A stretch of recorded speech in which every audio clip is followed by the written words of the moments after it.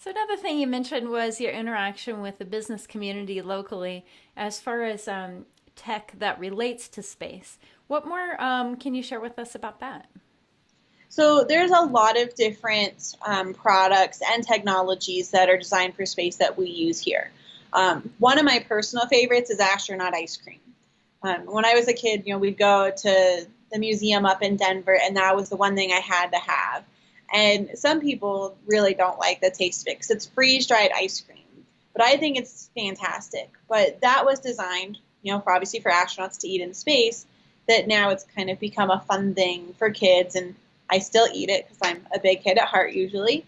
But there's so many others. There's like the Tempur-Pedic foam is a big one. And it's something that it was made for, comfort on the chairs and things like that when you're going into space because you have a lot of G-forces hitting you when you're shooting up in a rocket. But now we use that for bedding. We use it for foam in our shoes for comfort. GPS. Who doesn't use some kind of technology every single day? It's GPS. It's because of something that was created to keep our planet safe and to learn about it, but now we use it on a daily basis. There's healthcare products. There's fertilizer that they've been using on the space station to grow food. Because again, thinking about going to Mars, Mars is much different than here. There's different nutrients in the soil. And for anyone who has seen The Martian, he has to make fertilizer basically to get his potatoes to grow. Well, we need that as well. So we have a company out of Florida that makes a special time-released fertilizer that they used on the space station, but that we can also use here on Earth. The foam that they put in helmets for football to reduce concussions is something also like the Tempur-Pedic foam. We've got a sunglass company that I actually use their sunglasses. They're really great. But when you're outside in space, you don't have the nice Earth atmosphere to protect you from a lot of the rays from the sun. The sun is very dangerous. So these sunglasses use the technology that they have in the helmets of an astronaut suit that we can wear on Earth. So there's so many little things that really we take for granted that where did this come from? Why was this ever designed? But we're using it every single day.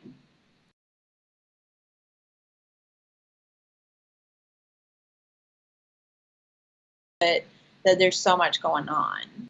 Are you at liberty to talk at all about the local industry that is interacting with you guys and in the space field?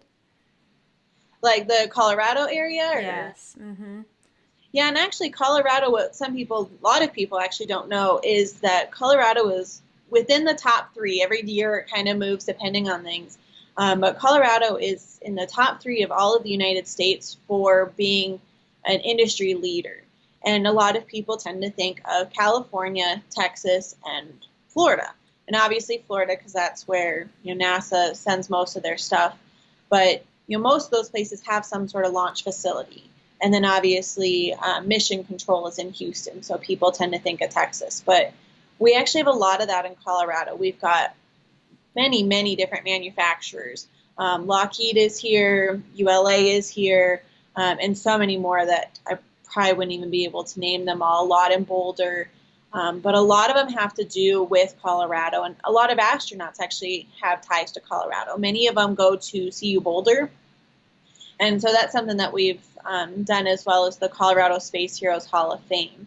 And it's astronauts that have ties to Colorado that we recognize because we want to work with all of those companies and really, bring everyone together because we are one very big community.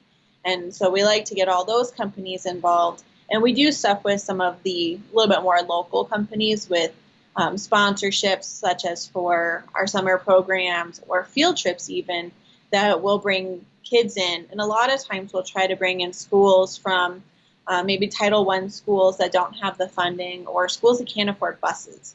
Buses are something that a lot of places just can't afford or the schools can't afford. That's the expense of a field trip. And so a lot of these big companies that are local want to inspire those kids like we do. And so it'll help, bring them in here where we can inspire them. And it's great when we see the kids come in because you get the oohs and the ahs and you just see their eyes light up because space is so cool.